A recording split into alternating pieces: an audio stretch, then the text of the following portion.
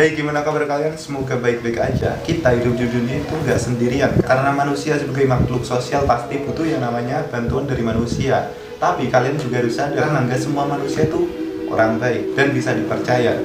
Mungkin waktu kecil kalian pernah diberitahu sama orang tua kalian, mungkin kalau kita nggak kenal sama orang, kita tuh nggak boleh akrab, nggak boleh ngomong. Apalagi kalau kita dikasih sesuatu, kita nggak boleh menerima atau menerima ajakan orang itu. Karena orang yang kelihatannya orang baik-baik aja, mungkin dia adalah orang yang jahat. Tapi menurutku penjahat yang paling serem adalah penjahat yang punya otak. Mereka yang memakai kecerdasannya buat memanipulasi, menipu, dan supaya aksi mereka tidak diketahui. Nah, di video kita kali ini kita bakal ngebahas soal penjahat-penjahat yang punya otak jenius. Lahir di Jerman tahun 1844, dari mencopet sampai ngerampok bank, dia ahlinya. Nah, dengan keahliannya itu dia ngebuat geng atau kelompok yang isinya tuh buat ngajarin orang-orang gimana cara mencopet, guys. Nah, tiap orang pasti punya yang namanya hari sial. Suatu hari dia keciduk pas lagi melakukan aksinya dan akhirnya dia dipenjara. Nah, pas sudah dipenjara aja dia tuh masih menggunakan kecerdikannya buat mencurangi sistem penjara dan akhirnya dia berhasil kabur. Nah, pas sudah kabur aja dia tuh masih kembali lagi ke dunia kriminal dengan sangat pintar dan sampai nggak ada yang bisa nangkep dia. Mungkin dia udah belajar dari pengalamannya yang sebelumnya. Lahir pada Mei 1897 di Jerman. Dia adalah pengikut Hitler yang sangat-sangat setia. Bahkan nilainya waktu kuliah aja hampir semuanya sempurna. Nah, setelah bergabung dengan Nazi pada 1924, dia menjadi otak dari propaganda-propaganda yang dibuat oleh Nazi. Hitler memilih dia karena otak jenius dan kemampuannya adalah membuat propaganda-propaganda yang disusun sempurna. Nah, pada 1945, dia meninggal sesaat setelah Hitler. Dia juga salah satu orang yang menggunakan kejeniusannya untuk menutupi aksinya, yaitu dengan cara membangun hotel di Chicago. Dari luar nggak bakalan ada yang tahu kalau di dalam tuh banyak ruangan gelap dan juga banyak alat siksa. Nah, setelah dia dapat korban, terus korbannya ini udah tewas, dia bakalan jual organ dan tubuh dari korbannya itu. Nah, di akhir hidupnya dia tuh dihukum gantung karena telah melakukan pembunuhan massal. Menurutku ini adalah penjahat yang paling jenius dari orang-orang tadi. Kenapa? Karena sampai sekarang belum ada yang tahu siapa orang di balik nama Zodiac Killer. Dia membuat bingung lembaga hukum sampai hari ini dengan kode-kode dan surat-suratnya yang dia inskripsi. Zodiac Killer mengaku telah membunuh sebanyak 37 orang. Dan dia juga pernah mengguncang California dengan strategi jahatnya yang dia kirim ke lembaga koran. Di sini kita bisa lihat kalau dia adalah seseorang yang punya masalah psikologi yang sangat dalam. Tapi kejeniusannya dalam membuat kode-kode masih menjadi misteri. Dia adalah diktator Soviet yang ingin menaklukkan dunia.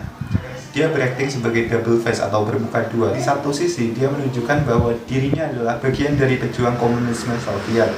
Tapi di satu sisi dia dengan sengaja memasukkan bawahannya di posisi krusial di pemerintahan, biar suatu hari dia tuh bisa meraih kekuasaan. Dia juga menipu delegasi dan British Amerika, sedangkan dia memutar keputusan atas kehendaknya sendiri. Nah, setelah kekuasaannya diraih, dia memulai misi untuk menaklukkan dunia. Yang kalau ditotal dari pelangsungan misi ini itu memakan korban sekitar 60 juta orang. Nah, itu termasuk sama orang-orang yang nggak tahu apa-apa, kayak anak-anak, anak kecil, orang tua yang nggak tahu apa-apa, tapi mereka harus tewas. Pada umurnya yang 10 tahun, Tim Kaczynski itu punya IQ 167. Itu 7 poin di atas Albert Einstein. Dia kuliah di Howard University, dia menjadi asisten dosen di sana dalam pelajaran matematika. Kejeniusannya ini mengalir ke jalur negatif karena waktu dulu pas dia SD, dia tuh sering banget dibully sama teman-temannya. Dia menggunakan bahan-bahan battery homemade bom yang sangat mematikan. Targetnya adalah profesor universitas, pesawat, dan juga pemimpin sektor industri untuk menghancurkan teknologi-teknologi yang merusak lingkungan. Dia adalah insinyur dari Malaysia yang merupakan otak dari bom Bali 1, bom Bali 2, dan serangan-serangan yang dilakukan oleh Jemaat Islamiyah. Dia mulai tertarik dengan gerakan Islam radikal setelah dia bertemu dengan pemimpin-pemimpin jemaah Islamiyah seperti Abu Bakar Bashir. Lalu dia mendapatkan pelatihan pembuatan bom di Afghanistan. Juga menulis panduan untuk pembuatan bom. Pada November 2005, Azhari dilaporkan tewas meledakkan diri di sebuah penyergapan di Kota Baru karena dia ingin menghindari polisi. Tapi menurut polisi, Azhari tewas karena ditembak oleh polisi. Jadi setelah Perang Dunia Pertama, banyak faksi-faksi yang terbentuk di Jerman.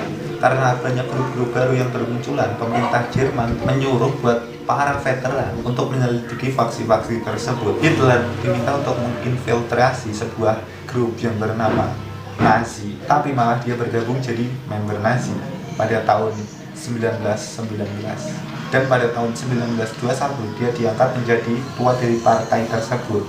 Jeniusannya nggak cuma memanipulasi dan juga menguasai Jerman, tapi dia juga pandai dalam public speaking.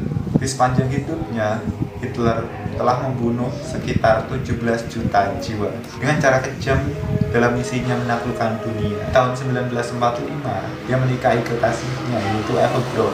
Nah, untuk menghindari penangkapan, keduanya tuh melakukan bunuh diri. Mereka bunuh diri dengan cyanida dan mayatnya pun dibakar menjadi abu. Nah,